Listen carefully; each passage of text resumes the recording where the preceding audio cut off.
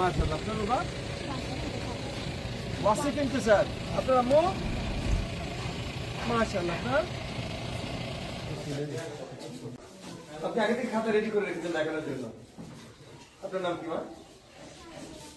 শারজিনা আক্তার। এবার কি বলেছে? অনেক সুন্দর।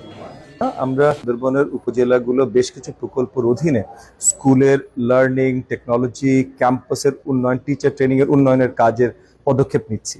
সো আমরা ওই বেস লাইন একটা নিজেদের একটা সার্ভে করা, যে মানে কোথায় আছে লার্নিং এর অবস্থা, কি আছে, যার ভিত্তিতে এই প্রকল্পে আর কি কি আমরা ঢুকাতে পারি, টেকনোলজি কতখানি আসলে প্রয়োজন, টিচারদের ট্রেনিং কোন লেভেলে আছে কতখানি। সো আমরা কিছু 6-7টা 8-10টা স্কুল ভিজিট করছি, তাদের লার্নিং এর অবস্থান দেখছি, মানে বাচ্চাদের ক্লাস 3, 4, 5 এর বাচ্চাদের অ্যাসেসমেন্টের অবস্থান দেখছি, টিচারদের অবস্থান দেখছি, ক্যাম্পাসের অবস্থা দেখছি, ক্যাম্পাসের ওয়াশ ব্লক কেমন আছে, ক্লাসরুমের আপনার অবকাঠামোগত কি অবস্থান, পর্যাপ্ত পরিমাণের মানে লাইট বা বাতাস প্রবাহের ব্যবস্থা। তো এই সব ডিটেলগুলোই আমরা দেখতে চেষ্টা করছি, যার আলোকে বড় করে এই প্রকল্পগুলো সাজানো হবে।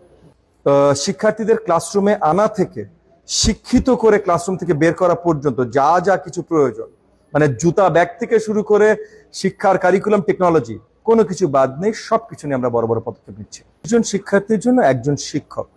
এই স্কুলে 150-র মতো শিক্ষার্থী আছে, 6 জন শিক্ষক ইতিমধ্যে আছে। সো তার মানে 150-র কাছাকাছি, এবং 6 জন শিক্ষক ইতিমধ্যে আছেন।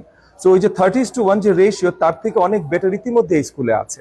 আমাদের পুরো দেশে অনেক জায়গায় অনেক কিছু প্রয়োজন আছে। হ্যাঁ, পারলে হয়তো আমরা পার শিক্ষার্থী একটা শিক্ষক দিয়ে দিতাম, বাট সেটা আমরা পারবো না। সো ওই যে রেগুলার রেশিও, সেই হিসেবে